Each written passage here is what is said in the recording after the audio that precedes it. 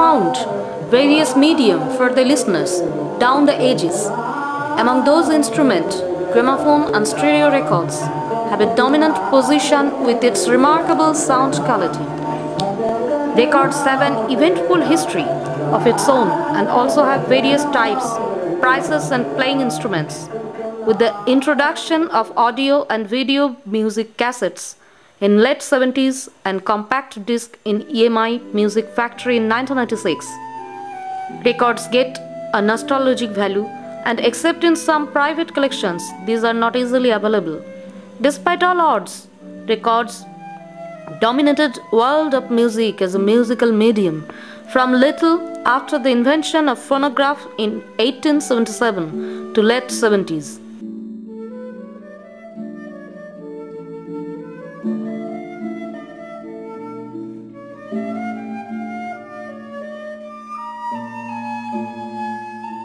There are two kinds of records, LP or long playing records and EP or extended playing records, and these differ in size and playing speed from each other.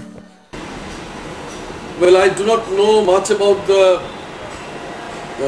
invention of gramophone and the preparation of gramophone records throughout the world. That is a part of history of science. Though I know that gramophone records were first printed in India, particularly in Kolkata, as far back as in 1902. As a collector, I always wondered that if gramophone records could be printed far back, say in those decades of the Aryan civilization, what would have happened?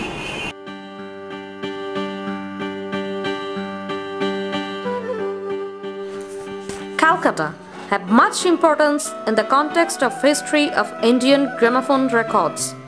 Today, there are at least 8 to 9 major and minor record shops. For example, on Mirza Ghalib Street, the shop called Vibrations, maintained by Chotu.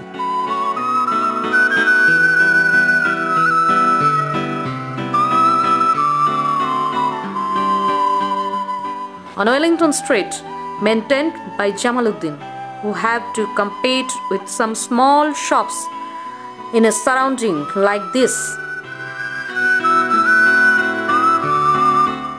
In Shialdah Baitakhana Bazar or Chora Bazar, set up 8 years ago and maintained by Buro.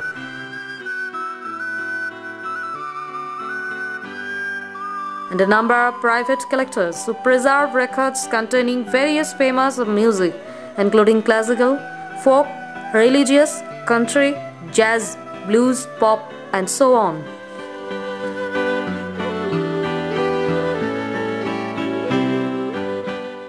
Had been long playing records and records with 78 RPM and 45 RPM long before. And what I remember, when I was a young boy of 8 or 10-ish, I'm speaking about the gramophone records which are not available these days. So what happened when I was young, I used to listen to 78 RPM records and then later 33 RPM and 45 RPM records. But today they are almost vanished from the market. The reason being, I believe, that the record players are not easily available. So according to the availability of the records and the record player, what we had to do, especially to me, I have plenty of records in my stock and I can't play them only because I don't have any record player, which the gramophone company used to produce and other companies too.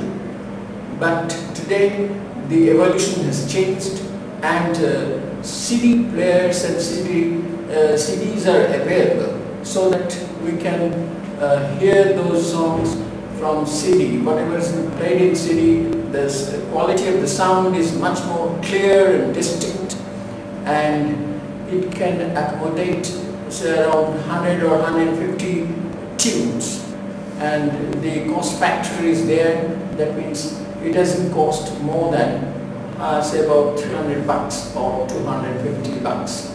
So these are the things has made a revolutionary change in availability of records in the market, and records are actually not available. Even if we get it, we can't play for short of these record players.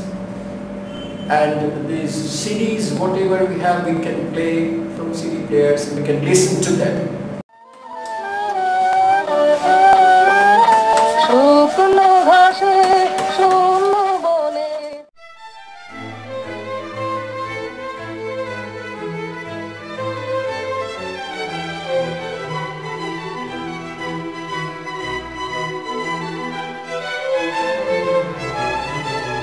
Looking back in history, Thomas Alva Edison invented the method of sound recording by cylinder records in 1877.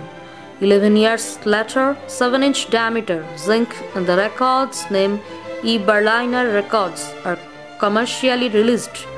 In 1898, Gramophone and Typewriter Company, later Gramophone Company, was founded in London.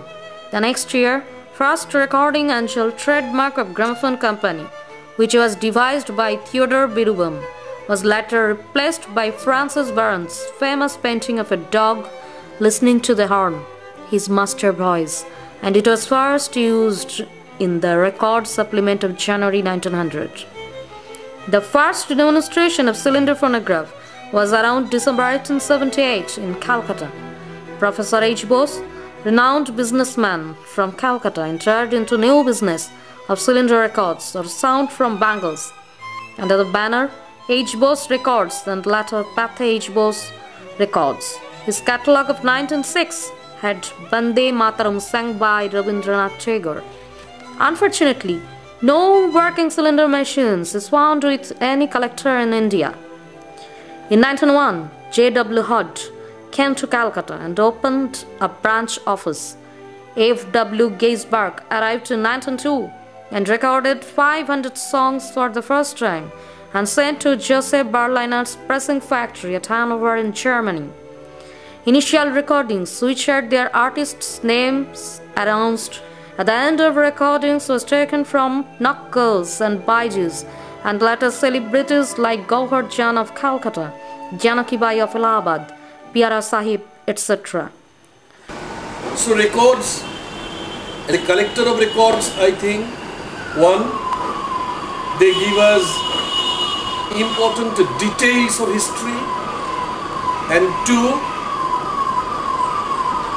we can have an understanding of the talents and of the genius of olden days. Their struggle against the society, against their family, in nurturing their own talents and in nurturing their own qualities. Now all these things could have been gathered in the record, and in that sense record could have been a most important component of our history. That is one aspect.